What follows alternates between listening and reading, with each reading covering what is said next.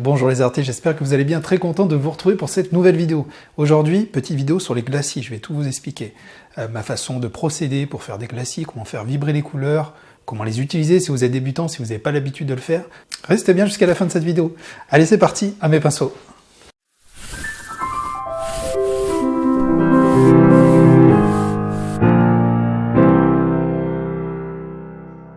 On va travailler sur cette toile des glacis, je vais vous montrer mon utilisation des glacis, parce que bien sûr il y a mille et une façons de l'utiliser. Moi j'utilise à l'acrylique, vous allez voir que ma méthode elle est simple, mais elle permet vraiment de faire vibrer les couleurs. Alors, avant de vous montrer des exemples sur mes différentes toiles, je vais vous expliquer ce qu'est un glacis. C'est une méthode qui a été inventée il y a longtemps par les peintres flamands, qui va vous permettre de faire vraiment vibrer les couleurs en jouant sur la transparence des teintes et en faisant ce qu'on appelle des mélanges optiques. Il y a deux méthodes pour utiliser votre peinture acrylique. Soit vous travaillez par empattement avec une peinture qui est très opaque, et vous allez, par exemple au couteau, faire un trait de peinture, attendre que ça sèche, faire une autre couche, comme on le fait en acrylique, bien opaque, et de cette façon-là, écoutez, on va appliquer la peinture. On peut aussi faire des mélanges physiques de peinture, c'est-à-dire que je prends une couleur A, magenta par exemple, avec un cyan, je mélange ces deux peintures, et je vais obtenir un violet. Moi, ce que j'adore utiliser, ce que je préfère utiliser, c'est les glacis. Les glacis, c'est-à-dire qu'on va faire des mélanges optiques. Plutôt que de mélanger physiquement mes peintures, comme je viens de vous l'expliquer, on va utiliser une première couche de peinture qui va être très opaque. Par-dessus, après séchage, je dis bien après séchage, on va utiliser une peinture qui, elle, va être diluée, qui va avoir un certain seuil de transparence. Ma première couche qui va être transparente va laisser passer, optiquement, mon bleu. Et votre œil, il va interpréter ça comme un violet. Il va mélanger optiquement les deux teintes. C'est ça les glacis. Avant de passer sur un cas pratique, je vais vous montrer des exemples sur mes tableaux. Voilà ici un premier exemple. Ce qu'il faut savoir, c'est que moi, les glacis, je les utilise vraiment dans tous mes tableaux. Ici, vous avez, pour vous expliquer un peu, donc c'est un de mes tableaux récents, vous avez différentes techniques de peinture. Il y a un terrain qui est très texturé, avec une première couche de peinture qui va être très opaque, et je vais après, de façon subtile, rajouter des couches de peinture très fines, on s'en rend pas compte, qui vont permettre de garder la propriété de la première couche, mais de mélanger optiquement avec les couches que je vais apposer au fur et à mesure. Donc on voit en fait un terrain et des premières couches qui ont été réalisées avec différents bruns, assez clairs, et petit à petit, je vais foncer les zones, je vais réchauffer avec différentes teintes, je vais, d'un point de vue chromatique, utiliser des teintes adjacentes pour continuer à avoir des teintes chaudes, mais avoir un résultat qui vibre bien. Ensuite, donc je peux vous montrer d'autres exemples. Donc voilà d'autres exemples. Ça, c'est un tableau que vous pouvez apprendre à faire dans mon cours numéro 9. Donc c'est un cours qui est sur le glacis qui dure plus de 4 heures. Je vous mets le lien ici si vous êtes intéressé. Il y a plusieurs ateliers en fait, et voici un des ateliers où je vous apprends à faire cette toile. Là, le but, c'est de travailler en monochromie. Donc on a un schéma monochromatique uniquement avec un bleu, le même bleu en fait, qui va être saturé, désaturé avec différents blancs. Mais tout est fait avec des glacis. Les glacis ici, l'intérêt, on le voit et c'est pour ça que c'est très puissant, c'est de travailler la profondeur, avec des ombres, avec des points de lumière, avec des zones lumineuses. On voit que c'est ici très efficace et on a vraiment une impression de perspective, de superposition. Sur un format plus petit, ce genre de tableau, donc ça fonctionne tout aussi bien, plus vous allez apposer de couches, plus vous allez assombrir, plus vous allez avoir des effets d'ombre et de profondeur de cette façon-là. Ici, une fois de plus, que des glacis, 80%, même 90% de brun, ici, avec quelques couleurs en ultime couche, toujours en glacis, qui permet un peu d'avoir ces différentes nuances. Allez, deux derniers exemples, après j'arrête. Là, donc c'est pareil, beaucoup de bruns qui sont utilisés, et là par contre, des glacis très colorés de partout, qui viennent vraiment faire vibrer la toile. Alors, regardez-moi ces zones. Donc ici, c'est que des glacis, Un terrain avec du brun, et des glacis. Donc ça prend beaucoup de temps, c'est de nombreuses couches de peinture, mais vraiment, vous allez voir que c'est un exercice qui est excellent à faire. Et pour finir ce type de tableau, pareil, donc là, des bruns, des rouges, différents types de rouges, des terres de sienne pour venir réchauffer, de la terre d'ombre brûlée pour assombrir, faire des ombres portées. Regardez ces ombres portées. Là, on a vraiment l'impression, surtout ici, que les taches vont venir se décoller du fond pour accentuer l'effet de profondeur. Allez, c'est parti, maintenant je vais vous expliquer comment faire tout ça. Alors pour faire des glacis, qu'est-ce que j'utilise? Alors je vous montre ici un médium qui est fait pour les glacis, qui est de Sennelier. Il m'arrive de temps en temps de l'utiliser à toute petite dose, mais très honnêtement, la plupart du temps, j'utilise que de l'eau. Certains vont dire, et là je vais pas me faire que des amis, que c'est absolument absurde d'utiliser que de l'eau pour faire des glacis. Pourquoi? Je vous le réexplique très rapidement. Là, ce qu'on veut, c'est une peinture assez transparente. Donc, qu'est-ce qu'on va faire? On va vouloir gagner en transparence en utilisant de l'eau.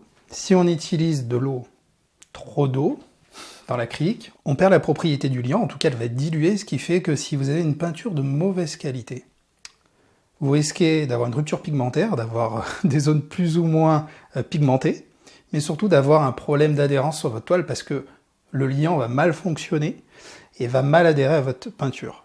Honnêtement, j'ai jamais eu de problème. Il m'est arrivé de diluer à outrance à plus de 90% ma peinture pour faire des effets aquarellés, de l'acrylique avec de l'eau, je le dis bien. Jamais eu de problème. Si vous finissez vos tableaux avec une belle finition, un beau vernis, ça va venir figer tout ce que vous avez fait, il n'y aura aucun souci, croyez-moi. Le médium à glacis, lui, veut garder les propriétés du liant de la peinture, parce qu'il est constitué entre autres de même type de liant.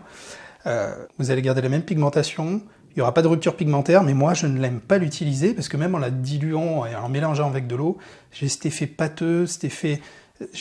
J'arrive pas à tirer ma peinture de la même façon, j'arrive pas à faire de beaux points de lumière ou autre. Donc aujourd'hui, je vais vous montrer uniquement avec de l'eau. Donc ici, je vous ai préparé un terrain, volontairement pour vous expliquer, pour vous montrer une zone chaude, une zone froide. La partie chaude, tout simplement un jaune de Naples qui a été un peu éclairci au pinceau, au spalter, avec un tout petit spalter, avec du blanc. Et ici, même concept, donc je suis parti d'un cyan, et mon cyan, je l'ai éclairci. Donc on voit différentes nuances qui restent assez légères, mais ce qu'on veut ici, c'est accentuer, donner plus de profondeur et venir accentuer un peu les tonalités, les couleurs. Donc, qu'est-ce qu'on peut faire? Plutôt que tout de suite partir sur un violet, parce qu'on pourrait rajouter du magenta ici pour avoir un violet, je vais déjà utiliser un cyan en glacis pour donner un peu plus de peps à mes couleurs et donner un peu de profondeur. Donc, qu'est-ce que je fais? Je prends mon cyan, je vous recommande vraiment les systèmes 3. Système 3, justement, quand je fais mes glacis, c'est pas une extra fine, c'est une super fine. Donc on est entre la peinture fine, extra fine. Je vous invite à regarder mes vidéos si vous voulez connaître la différence. Je fonctionne très très bien pour les glacis avec l'eau, je n'ai aucune rupture, je n'ai aucun souci. Donc là, je vais mettre un peu de mon cyan sur ma palette de fortune. Je vous invite vraiment, et vous le savez, à faire de la récupération pour vos palettes. Pas d'usage unique. J'utilise toujours les mêmes couvercles. Je vais prendre mes pinceaux, si vous voulez savoir le matériel que j'utilise ici, je ne vais pas le représenter, il est dans mon guide du matériel. Mon guide du matériel, il est à télécharger, c'est en description, et c'est accompagné d'un cours gratuit, un cours de pouring. Et vous allez recevoir aussi des mails de conseils. Donc ce que je vais faire dans mon cas, je prends un peu d'eau, comme ça, avec ce type de pinceau. Je vais prendre un peu de mon bleu, et je fais un mélange à côté, qui va être assez dilué. Le but, c'est justement de ne pas avoir quelque chose de trop liquide, mais d'être à mi-chemin pour justement gagner un peu en transparence. Il y a plein de façons de faire. Je pourrais le faire avec mon spray en mettant directement un peu de bleu, c'est ce que je fais habituellement. Je vais en mettre par exemple un peu ici, vous voyez, un peu dans mon angle. Je prends ce pinceau, et puis regardez, je vais travailler mon bleu. Donc là c'est très léger, donc on le voit à peine, parce que j'ai quand même mis beaucoup d'eau. Je peux prendre une peinture et je peux aller taper dans ma peinture, avoir une peinture un peu plus opaque, et recommencer de cette façon-là.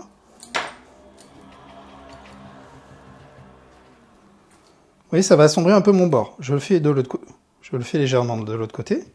Hop.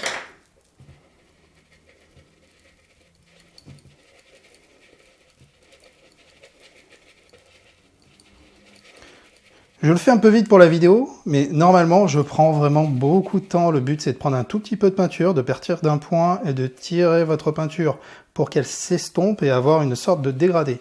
Donc ici c'est ce que je fais la plupart du temps. Je vais avoir un degré ici qui va être différent d'ici. Plus on part, plus je tire avec un peu d'eau et plus je garde les propriétés sous ma peinture. Propriétés sous-jacentes de ma première couche. Vous voyez, rien qu'ici déjà. Alors, les glacis, il faut prendre son mal en patience, c'est long. Il faut attendre les séchages de différentes couches. Ce que vous pouvez faire, c'est travailler sur une zone et après partir sur une autre zone et alterner à chaque fois pendant qu'une zone sèche. Une fois que c'est sec, donc je peux reprendre un peu de bleu et réitérer. De cette façon-là.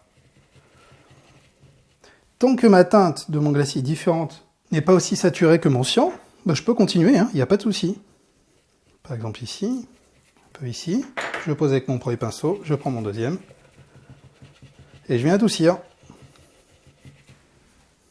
Je remouille mon pinceau au besoin. Il faut trouver juste milieu. Au début, on a tendance à mettre beaucoup trop d'eau. Et voilà. Je rajoute un peu également ici. Je reste sur ma partie inférieure. Je vais venir rajouter une teinte chaude, un magenta, tout simplement. J'en mets un peu sur ma palette. Donc soit vous rincez votre pinceau, soit vous en prenez un autre. Je prends un peu de mon magenta. Je rajoute un peu d'eau. Moi, j'en rajoute plutôt de l'eau. J'en mets pas trop sur ma palette. Je vais surtout en mettre ensuite. Soit au spray, soit avec mon pinceau, soit avec mon deuxième pinceau. Et imaginons que je veux faire, voilà, ici.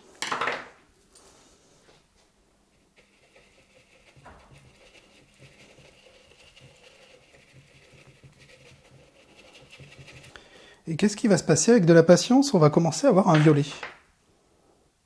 Je vous montre de l'autre côté, ici par exemple. On est d'accord qu'ici vous avez du magenta. Et en tirant un peu ma peinture, on gagne en transparence. Et qu'est-ce qui se passe? On va apparaître un violet. Alors physiquement, il n'y a pas de violet sur votre toile. C'est votre œil qui pense voir du violet. Et c'est ce qu'on appelle ce fameux mélange optique. Et après, au fur et à mesure, en laissant sécher, je peux... Là, j'ai volontairement dépassé un peu sur ma zone chaude, parce que le magenta, il est un peu passe-partout. Vous pouvez l'utiliser en glacis. À la fois, regardez ça. Ça fonctionne très bien. Sur ma zone chaude, ou par-dessus ma deuxième couche de glacis, qui était déjà un peu violette ici. Bon, je vais un peu vite, hein. Voilà, vous comprenez l'idée.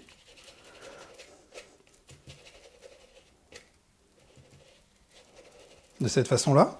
Et je vais continuer encore, et regardez, petit à petit, ça se met à vibrer. D'autres teintes arrivent, et c'est ces petits mélanges subtils qu'on veut. Par contre, après, il va falloir bien sûr apporter une réflexion à votre tableau, la composition, et amener différentes teintes, parce que voilà, je vous en parle rapidement, mais j'en parle plus particulièrement dans mon cours, c'est qu'en fonction des couleurs que vous allez utiliser, il n'y aura jamais, la vibration ne se fera pas de la même façon. Si par exemple, vous mettez un bleu sous un magenta, ou un magenta sous un bleu, vous n'aurez jamais le même rendu en glacis. Je continue.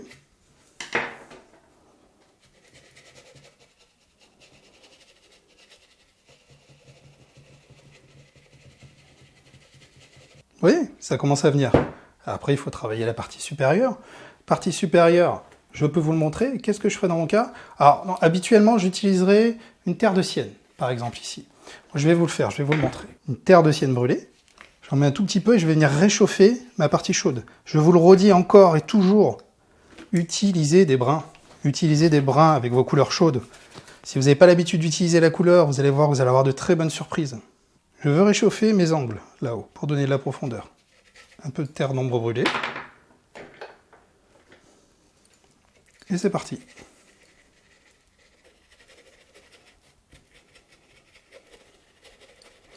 Voilà, un peu de l'autre côté. Je commence doucement.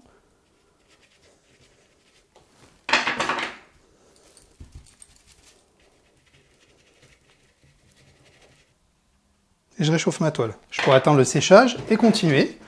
Donc après je continue, j'attends le séchage et je peux venir encore renforcer un peu mes brins. Alors ne jugez pas ce tableau, hein, c'est un exercice, hein. Bien entendu il n'y a pas de composition, c'est moche, enfin, même si c'est subjectif ce que je viens de dire, ça reste un exercice pour vous montrer les glacis bien sûr. Si je vais plus loin sur ce tableau, je vais y réfléchir, je vais aller beaucoup plus loin que ce que je fais ici, bien entendu. Voilà, je renforce un peu mes bords. Alors après ce que je ferai, ce que je fais habituellement, c'est que je joue sur la tonalité des couleurs que vous avez ici. C'est-à-dire que là, plutôt que d'être sur une terre d'ombre brûlée, je peux garder une terre d'ombre brûlée et un peu l'assombrir. Idéalement pas avec un noir, mais avec une terre d'ombre brûlée. Donc je partirai d'une terre de sienne pour mettre un peu dedans de terre d'ombre brûlée.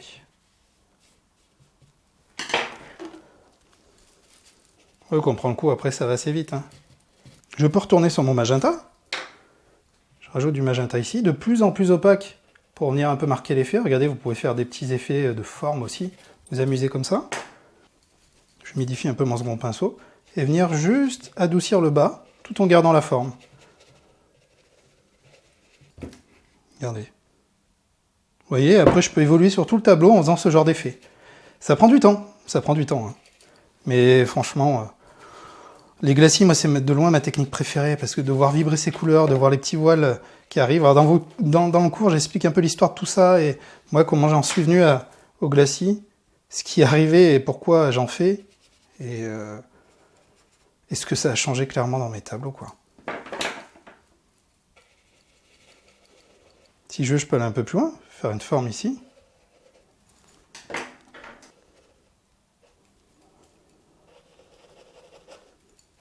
Bon, après c'est long, donc je peux pas tout vous montrer, mais dans l'idée, voilà ce que je fais sur mes différentes toiles, les différents effets que je peux faire. Là, si je voulais assombrir un peu plus les bords, je vous le montre quand même, je pourrais très bien donc jouer sur la valeur de ma peinture, prendre un peu de noir, faire un mélange donc bleu-noir. Attention au noir, hein, qui marque beaucoup. Et je pourrais ici, plutôt que de changer, faire mes bords, et vignetter un peu mes tableaux, c'est-à-dire assombrir encore mes bords. Alors là, c'est plus pour des aspects de profondeur, vous voyez. On pourrait très bien prendre un bleu outre-mer ou un bleu de phthalo. Et il y a plein de choses qui sont possibles. À vous d'expérimenter, je vous le redirai jamais assez. Et après, on peut aller jusqu'au noir, comme ça. Hein. Voilà. Après, vous de trouver l'équilibre que vous cherchez. Hein. Là, on voit la profondeur. On la voit clairement. On peut aller plus loin et mettre carrément un noir. Là, attention. Effet garanti, mais il faut de l'entraînement. Pour que le noir ne parte pas de partout. Bon, je vous le redis, c'est un exemple rapide que je vous montre ici. Vous pouvez tapoter aussi comme ça. Regardez. Il faudrait faire le même travail après ici. Bon, là, on voit qu'il y a eu un souci de composition. Mais sinon, mes bords... Vous voyez la lumière que ça apporte à cette zone? Pourtant, je n'ai pas encore travaillé ma lumière. Habituellement, je ferai des points de lumière. C'est ce que je vous explique dans mes cours aussi, dans celui sur les glacis. Donc, je vous explique, par exemple, comment faire des points de lumière dans mes cours. Point de lumière, on peut partir d'ici, faire des sortes de halos lumineux. Et là, on pourrait sous-entendre qu'il y ait des vagues ou des montagnes et faire partir, amener beaucoup de lumière dans ces zones-là. Ça change tout aussi. Là, on a une première dimension de profondeur en faisant du vignettage, je vous explique ça aussi dans le cours. Mais les points de lumière apportent quelque chose, la touche finale qui est juste géniale. Voilà, bah écoutez, pour les glacis, c'était une approche très rapide.